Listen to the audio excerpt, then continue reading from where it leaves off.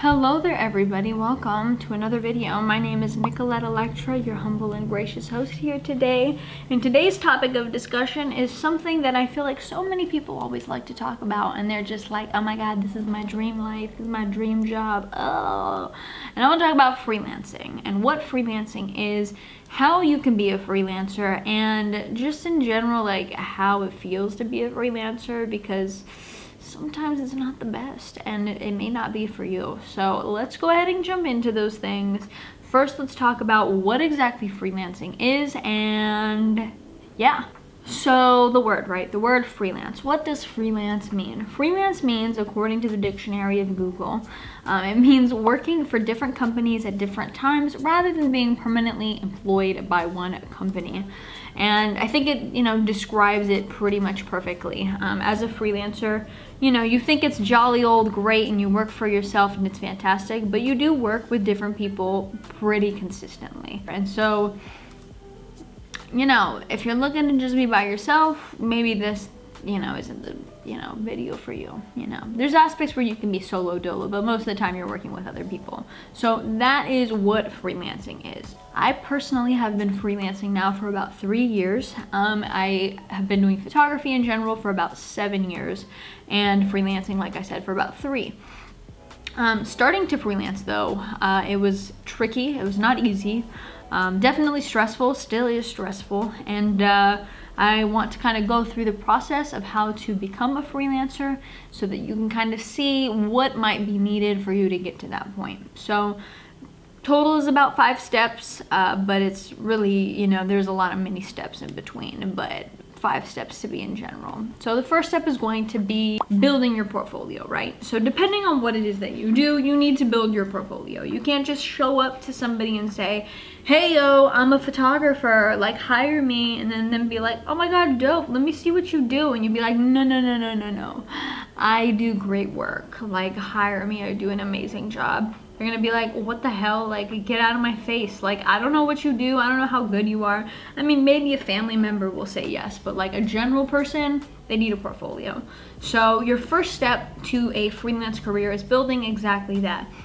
You want to be a graphic designer? Dope. Go design as many graphics that you can, especially in the field that you might want to do. You want to do like social media graphics? Dope. You want to do like football player, basketball player graphics? Go for it. You want to do graphics for like a restaurant? Okay, great. Start making test ones. It doesn't have to be for a paid client, but start building that portfolio up. You want to be a photographer, specifically, let's say a wedding photographer, start going to weddings, taking pictures. Now, I'm not saying go wedding crash, but find people that can get you in weddings. So whether that be another photography company that needs a second shooter, or that be a family friend having a wedding and you saying like, hey, can I just like go take pictures around? Like I'm not hired, I just want to take pictures. Then that's another option that you have. But building your portfolio is going to be number 1, and having your portfolio in a place that's easily accessible is also within that category. When it comes to its accessibility, you can access it through Instagram, but I would highly suggest having a website. And I'm not going to be one of those who's like, hey, go sign up for Squarespace. Sign up for any of these, right? I personally use Format. I've been using Format for years, but you can also use sites like Squarespace. I use Squarespace for another one of my websites. Great platform. Wix, there's a bunch of them out there. So just put all your photos or your images or whatever work that you do, put them all on a cohesive page so that people can see and you can direct them somewhere to say like, hey, you want to hire me? This is where you find me. So number 1 is portfolio. Number 2 is just general networking, right? A lot of my gigs that I've gotten over the past few years have just been through networking. I hate doing it, I can't lie. I'm not someone who's like, oh my god, I can't wait to go to a networking event and just go meet people. I'm not. I'd rather be home. I'd rather like message you via DM and like meet you in person and be like, okay, hey, cool, dope, all right, great. But like, I never liked networking. But coming out to LA, there's a lot of great events that were being held pre all of this, and they had just amazing people show up every time. A lot of my friends that I've made have been through these networking events, and just a lot of people that I've just worked with in general were from these networking events. Keeping my contact and then saying, hey, you know what, I need you for photos for this, that, and the other. So that is number one, is networking, finding people, and just even if you don't have your portfolio ready, having that roster of people is going to be great. And you can have them through your social media, you can have their emails, their phone numbers, whatever, so that when you are ready to launch and when you are ready to say, hey, I do offer these services, you already have these people. Fantastic. Now they know that this is what you do and they can use you. Fantastic. Number three, next step. So let's say, right, you've already networked, you've already gotten your portfolio set up, all of that. Now it's time to like finagle those clients, right? You got to get those clients coming in, into the door, etc. And how do you do that? You just reach out to your network? Like, yes, no. So if you're on Instagram, right, you can always like post like, hey, like this is, I'm offering this, come on. But finding different websites as well that have job postings that are relative to the things that you are freelancing is another great way. I've seen people who have made money through Fiverr and offering their services on Fiverr. Personally, I use a lot of Upwork. Upwork is a great website for freelancers. Craigslist, I've gotten a bunch of gigs off of Craigslist. Craigslist is another great one. So just finding those websites is a great way to get your foot into the door. You can also do cold calling or just like reaching out to businesses and saying like, hey, do you need XYZ? Call me. But you know, finding those clients is going to be the next step, and securing those gigs with those clients that you reached out to. So the next step is securing, right? And finishing off the job the way you have to finish it. And the thing that I can't stress the most is when you are doing a job and you are working to complete a job, communication is going to be key. From the beginning to the end, if you want to be a freelancer who's successful, you need to communicate.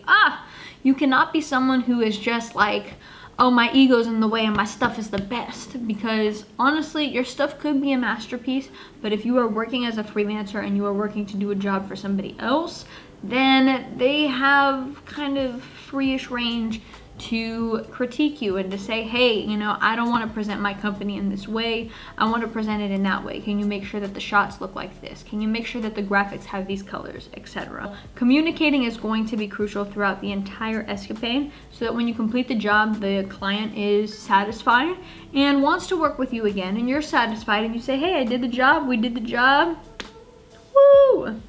So that's the fourth step, is just once you've gotten all those things in check, completing the job to its highest potential and rolling with it.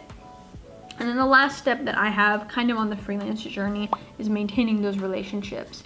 Can't stress this enough, because I feel like people kind of look at jobs sometimes as like a one and done sort of thing. I'm not that kind of person. I think I learned very young when I worked for a wedding photography company in Houston that it was important to maintain relationships. Every holiday season, they would give their vendors that they work with on a consistent basis like a flower gift, a gift card, like a little card that said, hey, I'm thinking about you guys over the holidays.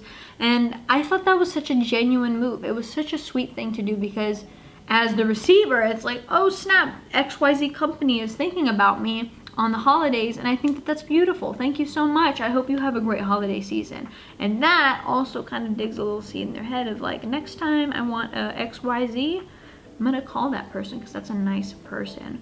And so even for me now, I send out emails usually during the holiday season, or at least once a year, and just say, hey, thank you guys for your support this year. You guys are amazing. Thank you so much. I hope you guys have a wonderful holiday, whatever. So maintaining those relationships in the best way it is that you can is just crucial. I think it's just crucial, and that's the best way that you can continue freelancing for the long term, is having those repeat customers coming in and saying, hey, you did a great job last time and I'm going to trust you with this work moving forward. I would say those are the 5 things that are kind of a part of the journey that you will see as a freelancer that you have to do. You have to really do number 1, 2, 3, 4, and 5 on those steps. And I will add notes here at the end and just say that it's not something that's meant for everybody, and that freelancing, if you haven't seen my video on the 5 misconceptions about freelancing, I highly suggest you go check that out. I'll link it somewhere. But it's not a job that's for everybody. It is a job to a degree, it is a job, and it's not something that's for everybody, because one week you will be on the highest of highs saying, oh my gosh, I'm balling, I'm getting all this work, people are hitting me up right and left, life is good, and then the next week you'll you'll have not a single call come in and you're gonna be like, oh snap, I'm questioning my existence. Like what, like I'm questioning everything. Like, did I even is my work any good? Is my work not any good? Like, I don't know anything.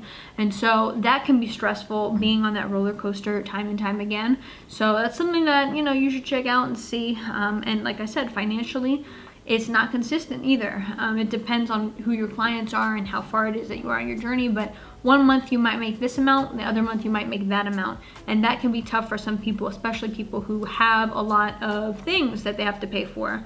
Whether it be you have a family, whether it be you have a house, whether it be you have an apartment, a dog, you know, whatever it is that you might have, having that consistent income can be important. So if you are looking to freelance, one thing that I will always suggest, and this was how I got through my first 4 years, is have a job, have work, or have like part-time work that you have through different people, and do that type of job on a consistent basis. And while you do that, also start building your craft, getting that networking in, getting those portfolio shots, and getting those subtle clients here and there that just help, honestly. They just get you a little bit more money, and there's no complaints. You still have your steady income that pays for everything, and then now all of these extra gigs are bonus. But there will come a point where all those bonus jobs are gonna outweigh the other job, and you're gonna say, hey, it's time to make that switch. And with that switch, it could be the best switch of your life. I know for me it is. I love being able to schedule things whenever I want, and if I want to take a week off, I can, and I can just say, hey clients, like I can do your work the following week or the following month, whatever it is that it might be. So freelancing is not for everybody, but for those that it is, this is kind of the semi-template to freelancing, and I hope that you guys listen to it and take a little bit of it, and hopefully, you know, start your website, you know, start networking, doing all that type of stuff. But I hope you guys enjoyed this video. Thank you guys so much again for watching, and if you like this type of content, let me know. Subscribe down below, leave me a comment, let me know what you want to know, and try and get you there. Alrighty guys, see ya.